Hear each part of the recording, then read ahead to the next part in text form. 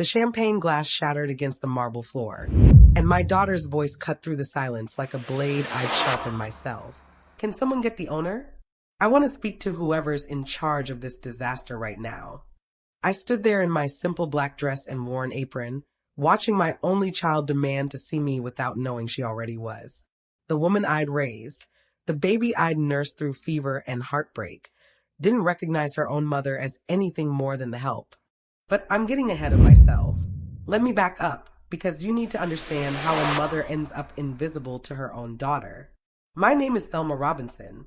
I'm 68 years old, and my hands tell stories my mouth never could. These wrinkles, these calluses, they're maps of every sacrifice I made so my girl could have better than I did. Hi viewers, kindly tell us where you're watching from and what time it is. Warm welcome to the family, enjoy the story. I wasn't born into money. My husband Samuel was a bus driver, steady as sunrise, kind as summer rain. We built our life one paycheck at a time, one dream at a time, until cancer took him 3 months before his 50th birthday. After that, it was just me and Cassandra. She was 7 years old, all big eyes and bigger questions about why Daddy wasn't coming home. I worked nights at a sewing factory and weekends mending clothes for neighbors. My fingers bled sometimes, pricked raw by needles, but I never let Cassandra see. A child shouldn't have to carry her mother's pain on top of her own grief. She was smart, my baby. Too smart, maybe. By high school, she figured out we were poor, and it embarrassed her. She'd make me drop her off 3 blocks from school. She'd tell her friends I was busy when they asked to meet me. Little cuts, you know? The kind that don't bleed out loud but pull inside your chest until you're drowning in what you can't say. Mama, I won't live like this forever, she told me one night, watching me patch her school uniform for the 3rd time. I'm going to be somebody. I smiled, tired as I was. Baby, being somebody isn't about money. It's about how you treat people. She rolled her eyes. That's what poor people always say to make themselves feel better. That's when I felt it. That first crack between us. Not a break, not yet, but a warning.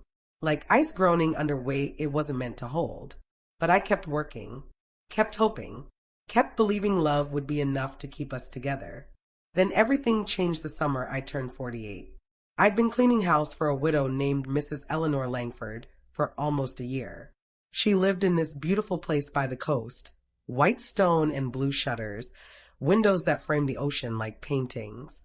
Mrs. Langford was demanding, sharp-tongued, particular about everything from how I folded her linens to which flowers I cut for her table. But she wasn't cruel, just lonely, I think. Her children had scattered to different states, too busy for phone calls, too important for visits. So I became her companion as much as her housekeeper. I read to her when her eyes got weak. I held her hand when the nights got long. 20 years I worked for that woman. 20 years of watching seasons change through those ocean-facing windows while Cassandra grew up and away. Mrs. Langford got sick during my 19th year there. The kind of sick that doesn't improve, only pauses between getting worse. I moved into the guest room so I could care for her around the clock. Fed her when her hands shook too much to hold a spoon. Changed her sheets when her body betrayed her dignity. Sang old hymns when the pain got so bad she couldn't sleep. Her children showed up once, stayed 2 days, and left again. Too uncomfortable with the smell of illness, too busy with their own lives. One morning, Mrs. Langford asked me to sit beside her bed. Her voice was paper-thin, but her eyes were clear. "Thelma," she said, gripping my hand with what little strength she had left. "You've been more family to me than my own blood. I want you to have this house."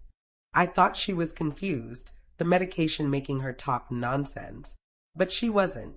3 weeks later, after her funeral where her children cried for the cameras, but not for their mother, her lawyer called me into his office. Mrs. Eleanor Langford had signed the deed over to me 6 months before she died. Every square foot, every piece of furniture, every memory soaked into those walls was legally mine. I owned Langford Guest House. Me, a woman who'd spent her whole life cleaning other people's homes, finally had one she couldn't be thrown out of. I called Cassandra that night, so excited I could barely breathe. "Baby, you won't believe what happened. Mrs. Langford left me her house. We could turn it into a real guest house, rent rooms, make something beautiful together. Silence on the other end. Then, that's nice, Mama. Listen, I'm really busy. Can we talk later? She didn't call back for 6 months. By then, I transformed the place into a small inn. Nothing fancy, but clean and welcoming.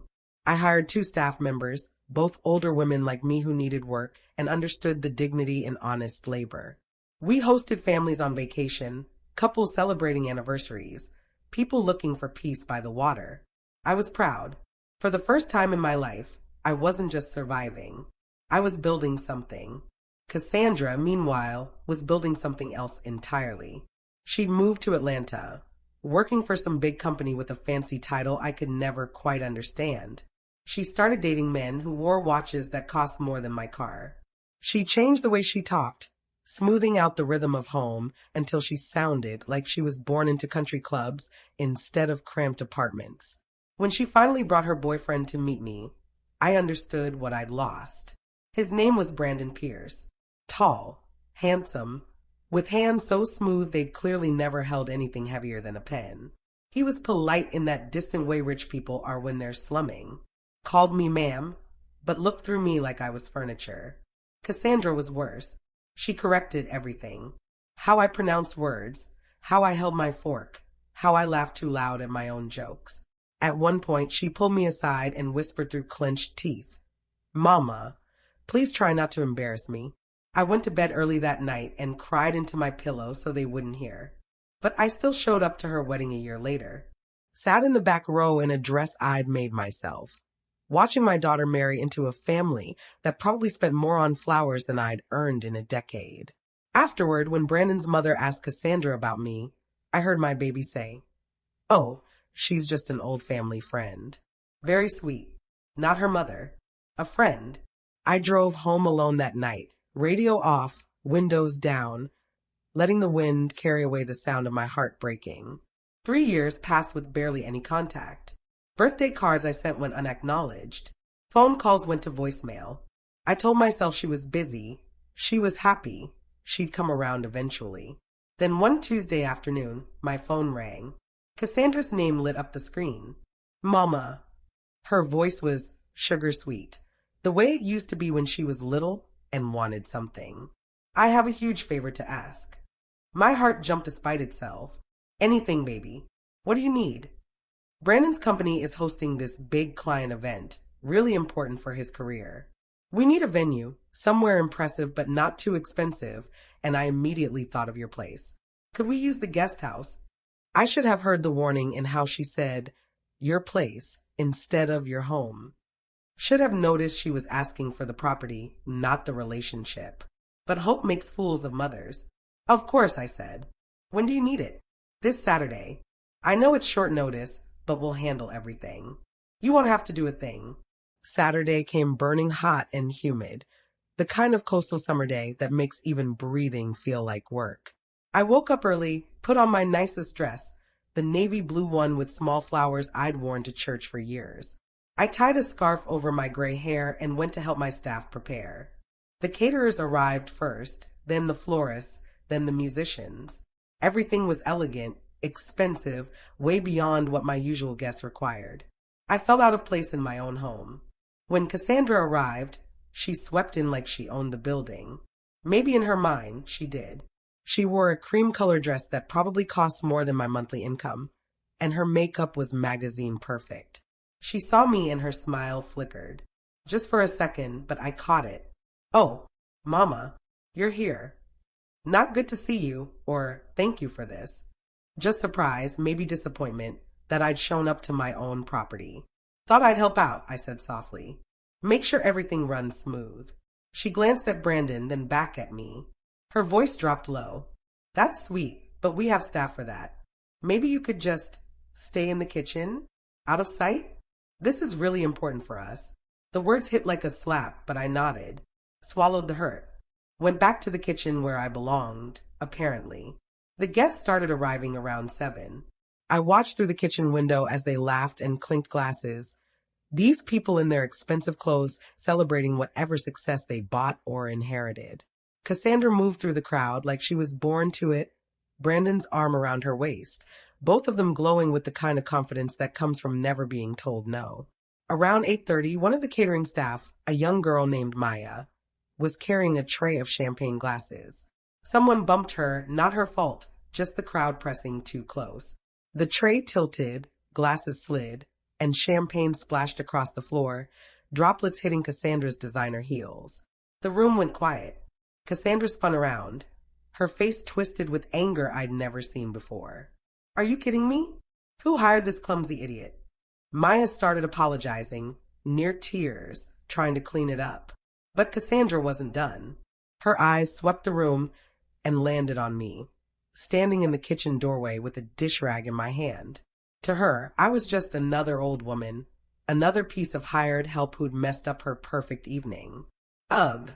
Who keeps hiring these old women who can't do their jobs? She raised her voice, making sure everyone could hear. This is completely unacceptable. Someone give me the owner. I want to speak to whoever's in charge of this disaster right now. The staff froze. The guests fell silent. Brandon looked uncomfortable, but didn't say anything. And I stepped forward, my heart pounding so hard I could hear it in my ears. But what I said next would change everything between us forever. Have you ever had to choose between staying silent and speaking a truth that will destroy someone you love? Drop your answer in the comments, because what happened next haunts me still. I believe you already are speaking to her. My voice came out quieter than I expected, but it carried through that silent room like thunder rolling across water. Every head turned. Every conversation died mid-sentence. Cassandra's face went blank, like someone had just erased her thoughts. What? I took another step forward, pulling off my apron slowly, deliberately. My hands weren't shaking, though they probably should have been. You asked to speak to the owner. That's me, baby. This is my house. The color drained from her face so fast I thought she might faint. Her mouth opened, closed, opened again. No sound came out. Brandon grabbed her elbow, whispering something urgent I couldn't hear. The guests started murmuring, some looking confused, others putting pieces together faster than my daughter could.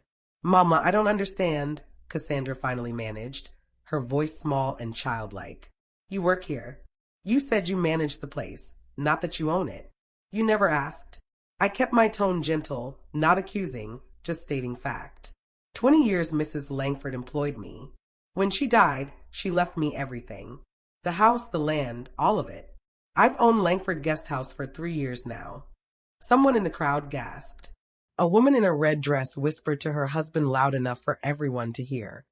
Wait, she's been treating her own mother like staff. Cassandra's eyes went wide, desperate. Mama, I didn't know. You never told me. I tried. My chest felt tight, but I kept talking. Called you the day the lawyer gave me the deed. You said you were too busy. Called again when I officially opened for business. You were too busy then too. Sent you pictures. You never responded. The truth sat between us like a third person. Uninvited but impossible to ignore. Brandon cleared his throat, trying to salvage something.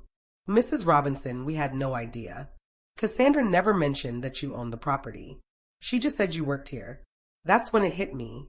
Cassandra had been so ashamed of where I came from that she couldn't even celebrate where I'd ended up. She'd reduced my biggest accomplishment to just another job. Another thing to be embarrassed about. I think we should talk about this privately, Cassandra said quickly, her eyes darting to the guests who were now openly staring. Mama, please, can we just step outside for a minute? But I was done protecting her from consequences, done shrinking myself so she could feel bigger. No need for privacy now, baby. You wanted everyone to hear when you thought I was just hired help. They can hear the truth too. I turned to address the room. Please, everyone continue enjoying your evening. The venue is available as planned. I hope you all have a wonderful time. I started walking toward the kitchen, my legs suddenly feeling heavy, tired. Behind me, I heard Cassandra call out, Mama, wait. But I kept moving, because if I turned around and saw her face, I might forgive her right there. And forgiveness without understanding is just permission to hurt you again. In the kitchen, Maya was still crying, apologizing to my other staff member, Ruth.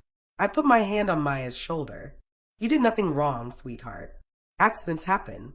Don't let anyone make you feel small for being human. She looked up at me with red eyes. But I ruined the party. That lady was so angry. That lady, I said carefully, needed to learn a lesson about kindness. You just happened to be the teacher tonight. Through the door, I could hear the party starting up again, voices rising, trying to cover the awkwardness with forced normalcy. Someone turned the music louder. Ruth, who'd worked with me since the beginning, shook her head. Miss Thelma, I'm sorry. If I'd known that was your daughter, I would have said something earlier. The way she was talking to you wasn't right. You did exactly what you should have done. Stayed professional. Stayed kind. I poured myself a glass of water, my hands finally starting to tremble. Can't teach people respect by demanding it. They have to learn it on their own. The party went until almost midnight. I stayed in my private quarters upstairs, listening to laughter and music drift through the floorboards. Around 11, someone knocked on my door. I knew it was Cassandra before I opened it. She stood there with makeup smudged, eyes puffy from crying. Her perfect facade cracked right down the middle. Mama, can we please talk? I stepped aside, let her in. We sat across from each other at my small kitchen table, the same table where I taught her to read when she was 5, where we'd eaten countless dinners when money was too tight for restaurants. I'm so sorry, she started, and the words came rushing out like she'd been holding them back for hours. I didn't know you owned this place. I swear I didn't. I thought you were just working here like before, and I didn't want Brandon's colleagues to think I came from nothing. And I know that's terrible, but I've worked so hard to fit into his world, and I was scared that if they knew my mother was staff somewhere, they'd look at me differently. Each word was a confession. Each sentence another piece of ugly truth she'd been hiding from herself as much as from me. So you pretended I didn't exist instead, I said quietly. Not that you didn't exist. Just that you were successful too, in your own way. Just not in a way that would make me look bad. The honesty was brutal. At least she stopped lying. Baby, you introduced me as a family friend at your wedding. Not your mother. A friend. Her face crumpled. I know. I was ashamed, and that makes me a terrible person, but I'm being honest now. I was ashamed of being poor, of growing up the way we did, of having a mother who worked with her hands instead of sitting in boardrooms. And now that you know I own property, now I'm acceptable. She opened her mouth, closed it. The answer was written all over her face. That's what I thought. I stood up, suddenly exhausted down to my bones. Cassandra, I didn't work myself to the bone so you could be rich. I did it so you could be kind. Somewhere along the way, you learned the price of things, but forgot the value of people. Mama, please, let me make this right. How? The question hung there, genuine. How do you make right treating your own mother, like she's invisible unless she's useful? How do you apologize for being embarrassed of the woman who sacrificed everything for you? She didn't have an answer. We both knew there wasn't one that would fix this tonight. I think you should go, I said gently. Your guests are probably wondering where you are. Cassandra left without another word, and I locked the door behind her. Through my window, I watched the party finally wind down, watched expensive cars pull away one by one, watched my daughter leave in Brandon's Mercedes without looking back at the house. That night, I couldn't sleep. I kept thinking about all the moments I'd let slide, all the little disrespects I'd swallowed to keep peace. When does a mother's love become enabling? When does grace become weakness? The next morning, I made a decision that would change both our lives forever. I called my lawyer, because sometimes the kindest thing you can do for someone you love is let them fall. Let them hit bottom. Let them understand that actions have consequences, even when you're dealing with your own mother. What I set in motion would take months to unfold. But when it did, Cassandra would finally understand the cost of treating people like they're disposable. And I would learn whether a daughter's love could survive the weight of real accountability, or if I'd just lost my only child for good. 3 weeks after that disastrous party, I got a text from Cassandra. Not a call, not a visit. A text. Mama, Brandon's mother wants to meet you. She thinks you're fascinating. Can we set something up? Fascinating. Like I was an exotic animal at a zoo. Interesting now that I came with property and a story. I didn't respond right away. Instead, I sat on my back porch watching the ocean, thinking about what Mrs. Langford had told me once. Thelma, people will respect your boundaries only as much as you enforce them. I texted back, I'm not a show pony, baby. When you want to see me because you miss me, not because someone else is curious, let me know. She didn't reply for 2 days. When she finally did, it was short, that's not fair. Fair. She wanted to talk about fair. I left it on read. During this time, I started making changes to my life, quiet ones that nobody would notice unless they were paying attention. I updated my will. I met with my lawyer, Thomas, a patient man in his 50s who'd handled Mrs. Langford's estate. I want to know my options, I told him during our meeting. If I wanted to sell the guest house, what would that look like? Thomas leaned back in his chair, studying me over his glasses. You thinking of selling, Miss Thelma? This place has been good to you. Just exploring, preparing. He pulled out papers, explaining market values, potential buyers, timelines. The guest house was worth more than I'd thought, sitting on prime coastal property. Developers had been sniffing around for years, wanting to tear it down and build condos. There's also the attached suite, Thomas reminded me. The one you've been renting to your daughter and son-in-law at family rates. Family rates. I'd been charging them a quarter of what the space was worth. Happy just to have Cassandra close by, even if she barely acknowledged me. What happens to tenants if I sell? Depends on the buyer and the lease terms. Standard lease gives them 30 days notice if the property changes hands and the new owner wants them out. I nodded slowly, an idea forming like storm clouds on a clear day. Let me think about it. But I'd already started thinking, started calculating, started understanding that maybe the lesson Cassandra needed couldn't be taught with words. Back at the guest house, I went about my normal routine. Greeting guests, making sure rooms were clean, handling the books. Ruth noticed I was quieter than usual. You all right, Miss Thelma? You've been somewhere else in your head for days now. Just tired, Ruth. Getting older isn't for the weak. She laughed, but her eyes were concerned. This about your daughter? That party situation. Partly. I wiped down the front desk, avoiding her gaze.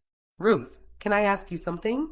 As a mother yourself, what would you do if your child was ashamed of you? Ruth had 3 grown kids, all successful in their own ways, all still calling her every Sunday without fail. She thought about my question seriously. I'd be heartbroken, she said finally, but I'd also ask myself if I'd taught them accountability, because shame often comes from not facing consequences young enough. Kids who never learn that their actions affect others grow into adults who can't see past themselves. Her words stayed with me. That evening, Cassandra showed up unannounced.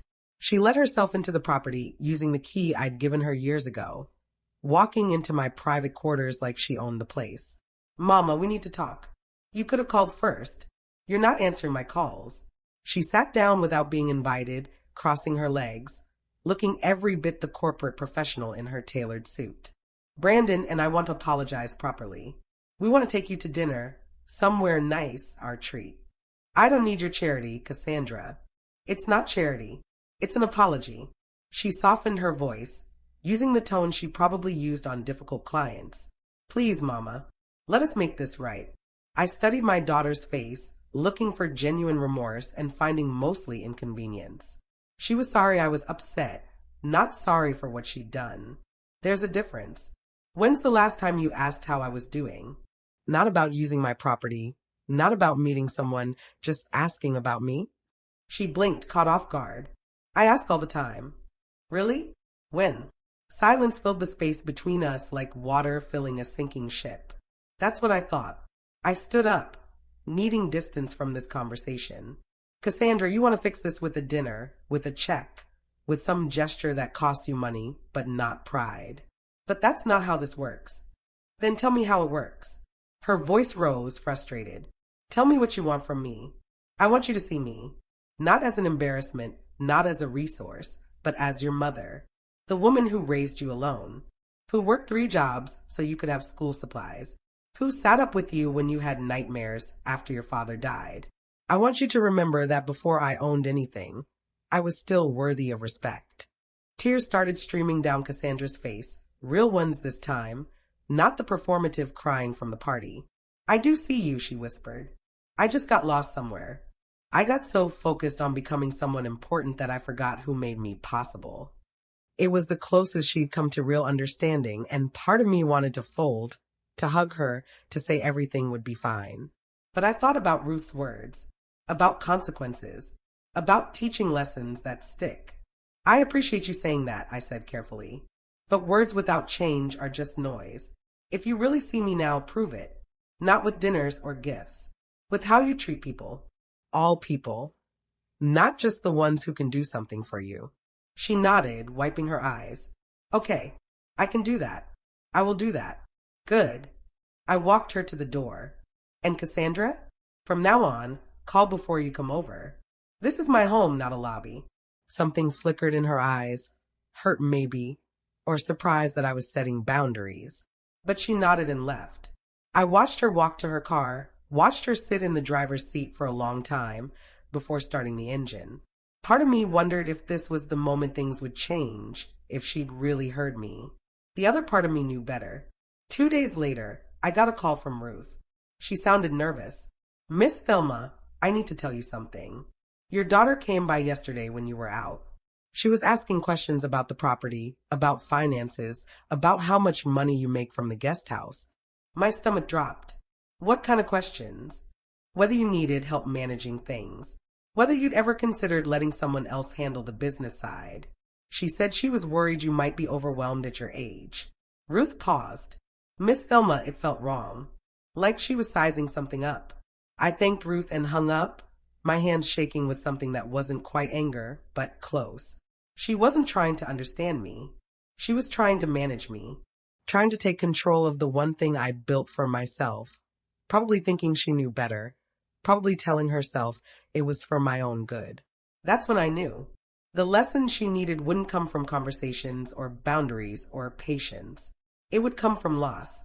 I called Thomas that afternoon. I want to move forward with selling the property. Find me a buyer, someone solid, someone who can close quickly. Miss Thelma, are you sure? This is a big decision. I've never been more sure of anything in my life. Within a week, Thomas had found a buyer. A development company looking to renovate and rebrand, willing to pay cash, eager to close within 60 days. They had one condition. The property needed to be vacant, no existing tenants. What about the couple in the attached suite? The buyer's representative asked. They have a standard month-to-month lease, Thomas explained. Standard 30-day notice applies. I signed the papers feeling both powerful and terrified. This would devastate Cassandra. She and Brandon had gotten comfortable in that suite, started treating it like their own property, making renovations without asking, hosting parties that disturbed my guests. But maybe devastation was what she needed. Maybe losing something precious would teach her the value of what she'd taken for granted. Maybe I was about to find out if my daughter loved me or just loved what I could provide. The eviction notice went out 2 weeks later, cold and legal and final. And when Cassandra showed up at my door 3 days after receiving it, the look on her face told me everything I needed to know about the storm I'd just unleashed. Cassandra didn't knock. She pounded on my door so hard I thought the wood might split. When I opened it, she was holding the eviction notice in her shaking hand, mascara already running down her face. What is this? Her voice cracked between rage and disbelief. Mama, what is this? I stepped aside to let her in, my heart pounding but my resolve steady. It's exactly what it says. The property's been sold. New owners want vacant possession. You've got 30 days. You sold the house? She stared at me like I'd grown a second head. You sold it without telling me? We live here, Mama. This is our home. It's my property. I can sell it when I choose. But where are we supposed to go? The panic in her voice was real, raw. Do you know how expensive rentals are right now? We just finished renovating the kitchen. We put thousands into this place. Renovations I never approved, I reminded her gently. You changed my property without permission, Cassandra. Treated it like it was yours. She laughed, bitter and sharp. So this is revenge? This is you punishing me for the party? For being embarrassed? You're throwing us out on the street because your feelings got hurt? The accusation stung, but I didn't flinch. This isn't punishment. It's a lesson. A lesson. She threw the notice on my table. You're teaching me a lesson by making me homeless? What kind of mother does that? The kind who's tired of being invisible until you need something. My voice stayed calm, but inside I was crumbling. Cassandra, you didn't call me for 3 years unless you wanted to use my property. You lied about who I was at your wedding. You tried to investigate my finances behind my back. When do I get to matter? You do matter. She was crying harder now, makeup completely ruined. Mama, you matter so much. I know I messed up. I know I've been selfish, but this is too far. Please, don't do this. Brandon appeared in the doorway then, slightly out of breath like he'd run to catch up. He looked at me with something between disappointment and anger. Mrs. Robinson, surely we can discuss this like adults. Cassandra made a mistake, yes, but evicting us seems extreme. We're family. Family asks before making major renovations. Family doesn't lie about their mother's existence. Family shows up when there's no benefit to themselves. I looked between them. You've treated me like a landlord at best, an embarrassment at worst. Now I'm acting like one. Pure business. Cassandra sank into a chair, her breathing uneven. I can't believe this. I can't believe you're actually doing this. The new owners are paying well above market value. It's a good business decision. Business decision. She laughed again, hollow. Since when do you care about business over family? Since family stopped acting like family. The words hung heavy. Brandon put his hand on Cassandra's shoulder, but she shrugged it off. How much? She asked suddenly. How much are they paying you? We'll match it. We'll buy the property ourselves. I hadn't expected that. You don't have that kind of money. Brandon's parents do. They'll help us. They'll loan us whatever we need. She looked up at me with desperate eyes. Please, Mama, give us a chance to buy it. Keep it in the family. For a moment, I almost caved. Almost said yes just to stop seeing that look on her face. But then I remembered her asking Ruth about my finances. Remembered her trying to manage me. If I sold to her, she'd never see me as an equal. Only as someone she'd rescued. Someone she'd had to save for myself. The sale is final. Papers are signed. I'm sorry. You're not sorry. Cassandra stood up so fast the chair fell backward. If you were sorry, you wouldn't be doing this. You're enjoying this. You're happy to watch me suffer. No. My voice broke for the first time. I hate watching you suffer. But you need to understand what it feels like to lose something important. Maybe then you'll appreciate what you have while you have it.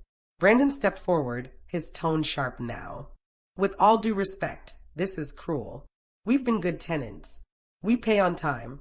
We've improved your property. You've been convenient tenants paying below market rent while treating me like the help in my own home. I looked at him directly. You stood there at that party and said nothing while your wife humiliated me. You called me ma'am for 3 years and never once asked about my life. Don't talk to me about respect when you've shown me none. His jaw tightened, but he didn't argue. Couldn't argue. Cassandra grabbed her purse, movements jerky and aggressive. Fine. We'll be out in 30 days. But don't expect to hear from me after this. You want to burn bridges. Consider them burned. The threat hit exactly where she aimed it. My worst fear, losing my daughter permanently, laid out like a weapon. But I didn't back down. If the only way to keep you in my life is to let you treat me poorly, then maybe I need to learn to live without you. She froze at the door, back to me, shoulders shaking. For a second, I thought she might turn around, might really hear what I was saying. Instead, she walked out. Brandon followed after giving me one last disappointed look. Like I was the villain in this story. Maybe I was. After they left, I sat in the silence of my home, listening to the ocean through open windows, and cried harder than I had since Samuel died. This hurt different, deeper, because losing your husband to death is an act of God. Losing your daughter by choice is something you do to yourself. Ruth found me an hour later, still sitting at the table with cold tea and wet cheeks. Oh, honey. She pulled up a chair, didn't ask questions, just sat with me.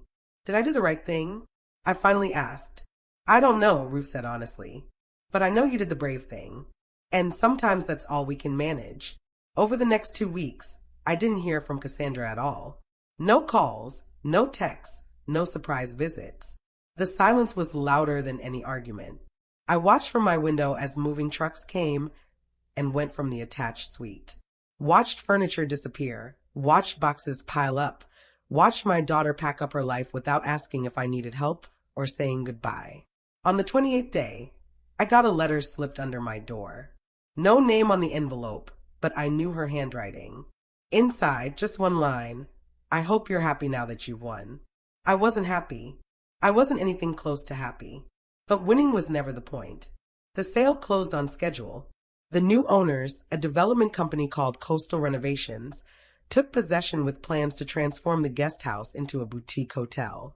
They offered me a consultant position, said my knowledge of the property was valuable.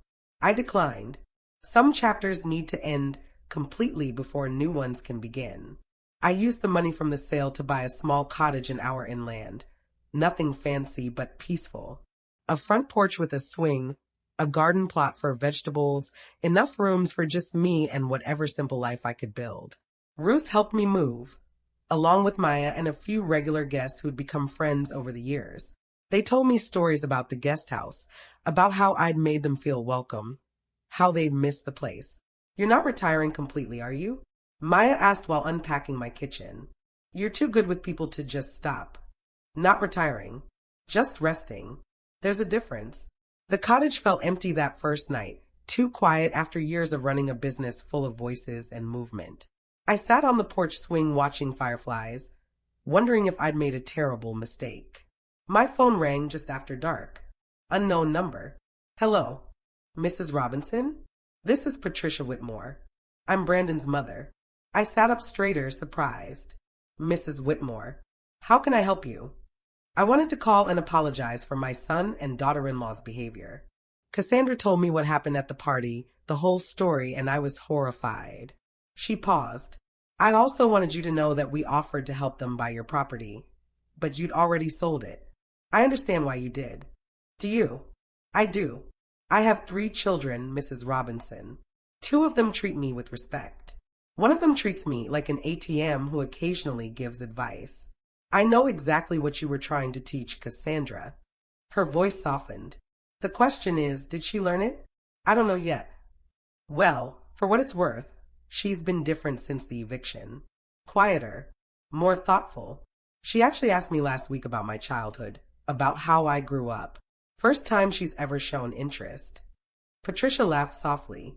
Sometimes our children need to fall before they learn to watch where they're stepping. We talked for another 20 minutes, this woman I'd barely met, sharing stories about difficult children and impossible choices. When we hung up, I felt less alone. But I still hadn't heard from Cassandra herself. 2 months passed in my new cottage. I started volunteering at a local community center, teaching sewing classes to women who needed skills for work. Started actually resting for the first time in decades. Started learning who Thelma Robinson was when she wasn't defined by sacrifice. Then, on a Tuesday morning in late October, someone knocked on my door. When I opened it, Cassandra stood there with no makeup, wearing jeans and an old sweater I recognized from college. She looked younger somehow, or maybe just more real. Hi, Mama. Hi, baby. We stared at each other across the threshold, years of hurt and love tangled between us like vines. Can I come in? She asked softly. I stepped aside, and what she said next would either rebuild what we'd broken or shatter it beyond any hope of repair. Cassandra stood in my living room holding a cardboard box, and for 3 full seconds neither of us spoke. I brought something, she finally said, setting the box on my coffee table. Letters. Every birthday card you sent me for the past 6 years. I never threw them away, even though I never responded. I looked at the box, then at her. Why are you showing me this now? Because I need you to know that even when I was being terrible, even when I was pretending you didn't matter, some part of me couldn't let you go completely. She sat down without asking, hands folded in her lap like a child waiting for judgment. I've been living in a 1-bedroom apartment in a bad part of town since you evicted us. Brandon's parents offered to help, but I said no. That surprised me. Why? Because you were right. Her voice cracked. About everything. I've been using people my whole life, taking shortcuts, leaning on money and connections instead of building anything real. When you took away my safety net, I realized I didn't know how to stand on my own. I wanted to believe her. God, I wanted to. But I'd heard apologies before. Words are easy, Cassandra. I know. She reached into her purse and pulled out a folded newspaper clipping. That's why I wanted to show you this. I unfolded it. Local community news section, small article with a grainy photo. Volunteer coordinator brings fresh energy to women's shelter. The photo showed Cassandra, hair pulled back, no fancy clothes, standing with a group of women in front of a building I didn't recognize. I've been volunteering there for 6 weeks, she said quietly. Teaching resume workshops, helping women interview for jobs, connecting them with resources. Women who remind me of you, Mama. Women who work 3 jobs and still can't catch a break. Women whose children might grow up to be ashamed of them. My throat tightened. Last week, one of them asked me why I was there, what made me start volunteering.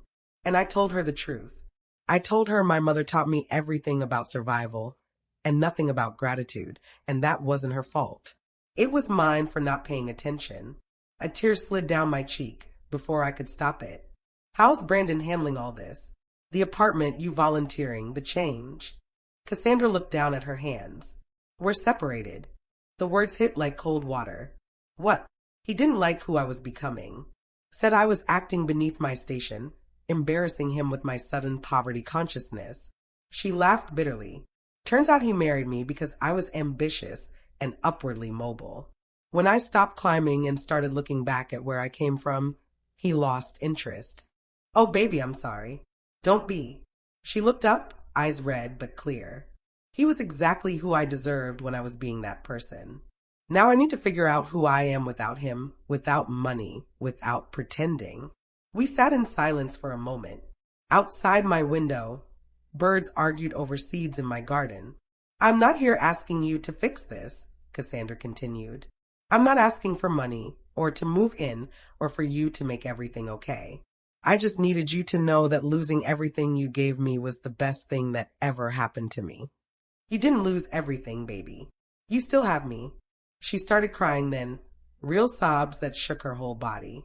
I moved to sit beside her, pulled her into my arms the way I used to when she was small and the world felt too big. I was so horrible to you, she choked out. At the wedding, at the party, for years. How can you even stand to look at me? Because you're my daughter. Because I see who you're trying to become, not just who you were. I stroked her hair, gray now mixed with brown. But, Cassandra, this has to stick. You can't come back to me just to leave again when life gets comfortable. I know. She pulled back, wiping her face. That's why I'm not asking for anything. I just needed you to see that I'm trying. That your lesson worked. I studied her face, looking for the performative grief I'd seen before, but finding only exhaustion and something that looked like hope. How bad is the apartment? Roaches, thin walls, a neighbor who plays music until 3 a.m. She smiled weakly. It's humbling. Good. Humility looks better on you than designer clothes ever did. We talked for 2 more hours. She told me about the women at the shelter, about learning to budget on her new salary as a nonprofit coordinator, about how strange it felt to shop at thrift stores and cook her own meals. I told her about my sewing classes, about the peace of my cottage, about learning to live small and feeling bigger than I ever had. When she finally stood to leave, she hesitated at the door. Mama, can I ask you something? Anything. Do you think Daddy would be proud of who I'm becoming? Or disappointed in who I was? The question broke something in my chest. Samuel had died before he could see what our daughter became, before he could guide her through the hard parts of growing up. Your father loved you unconditionally, I said carefully, but he also believed in accountability. He'd be proud you're trying to do better. That's all any parent wants. She nodded, tears starting again. I miss him. I miss who I might have been if he'd lived. You can't change the past, baby. Only the future. After she left, I sat on my porch swing until dark, thinking about second chances and whether people really change or just get better at hiding. 3 days later, Ruth called me. Miss Thelma, you need to see something. Can you meet me at the old guest house? Why? I don't own it anymore. Just trust me. Tomorrow, 2 o'clock. I almost said no. That chapter was closed, and I wasn't interested in reopening it. But Ruth's voice had an urgency that made me curious. The next afternoon, I drove back to the coast for the first time since selling. The sight of Langford Guest House hit me harder than expected. They'd already started renovations, scaffolding climbing the walls, construction crews swarming like ants. Ruth met me in the parking lot, looking nervous. "What's going on?" I asked. "You need to talk to the new owners. They're inside." She led me through the construction chaos to what used to be my private office. Two men in suits sat at a temporary table covered in blueprints. Mrs. Robinson, the older one, stood, extending his hand. "I'm James Chun, primary investor in coastal renovations. Thank you for coming. Ruth said you needed to speak with me?" "We do." He gestured to a chair. "We've run into a problem with the renovation." My stomach dropped. "What kind of problem?" "The kind that makes us want to renegotiate our purchase." James pulled out a document. "When we did the full structural inspection, we found significant foundation issues. Water damage would rot, electrical problems that weren't disclosed. Fixing everything will cost another $200,000. I felt sick. The inspector I used said everything was fine. Your inspector missed a lot, or didn't look hard enough. James studied me. Legally, we could sue you for non-disclosure and force you to pay for repairs. But we'd prefer a different solution. Here it comes, I thought. They're going to take back the money, void the sale, leave me with nothing. What solution? "We want you to stay on as general manager once we reopen. 5-year contract, competitive salary, full benefits." He slid a paper across the table. "We've talked to your former guest, Mrs. Robinson. They rave about you. Your hospitality, your attention to detail, the way you made people feel at home. That's worth more than any building." I stared at the contract, numbers and terms blurring together. "You want to hire me to run the place I sold you? We want to hire the woman who built this reputation from nothing." James smiled. "That's insane. I took exactly half of what was in our joint account, which was my legal right during separation." She paced my office like a caged animal. "The money I deposited before that was from selling my jewelry, my designer bags, things I bought with my own earnings. I have receipts for everything." He doesn't care about truth, baby. He cares about revenge. Cassandra stopped pacing. "This is my fault. If I hadn't left him, if I just stayed miserable and quiet, he wouldn't be coming after you. If you'd stayed miserable and quiet, you'd still be miserable and quiet. Some prices are worth paying, not when they hurt you." She pulled out her phone. "I'm calling his lawyer right now. I'll give them every document, every receipt, every bank statement. I'll prove the money was mine.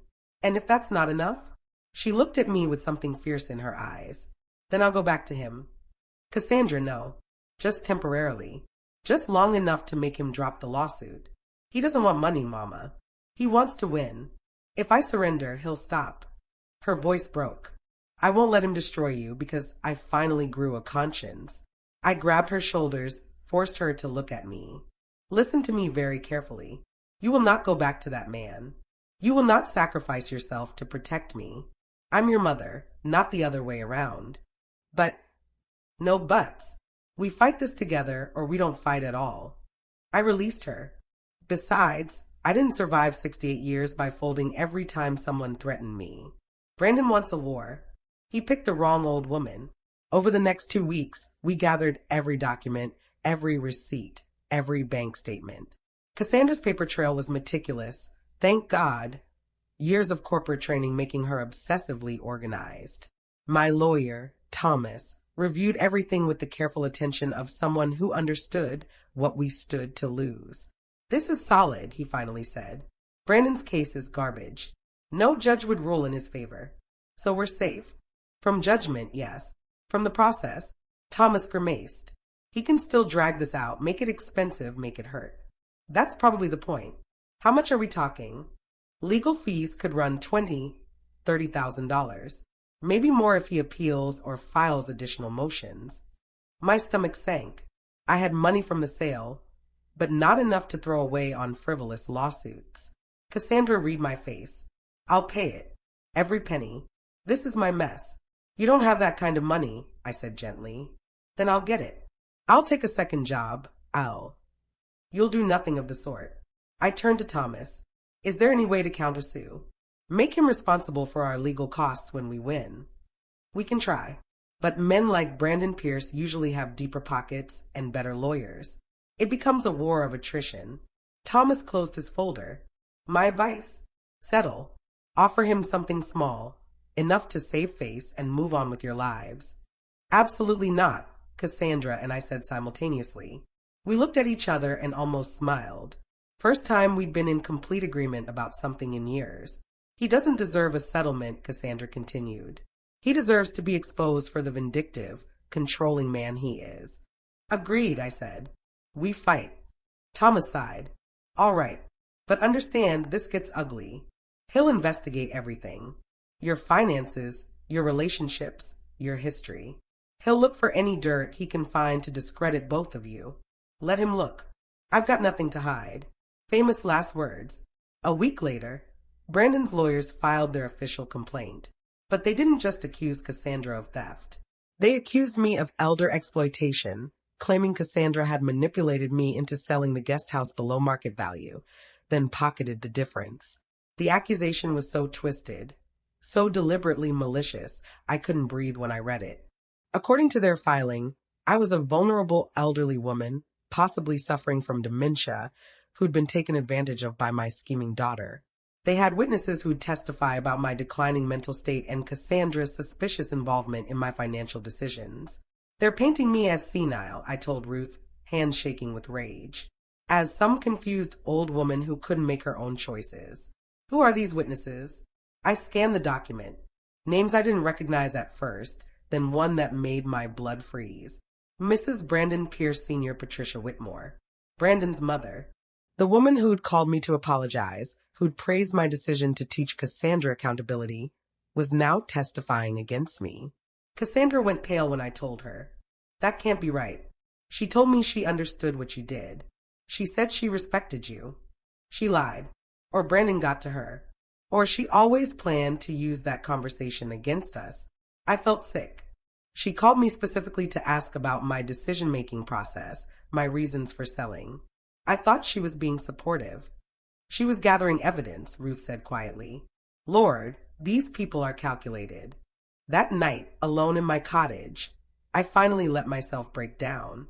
This wasn't just a lawsuit anymore. It was an assassination of my character, my competence, my very identity as an independent woman. If they convinced a judge I was mentally declining, they could do more than win money. They could strip my autonomy, force me into guardianship, take away everything I'd fought to build. My phone rang after midnight. Cassandra, Mama, I can end this right now. How? I'll give him everything. The money, the house once we had together, my car, everything. I'll sign papers saying I manipulated you, that it was all my fault. He drops the lawsuit, you're free. And you're destroyed. Better me than you. Her voice was steady, resigned. You've sacrificed enough for me already.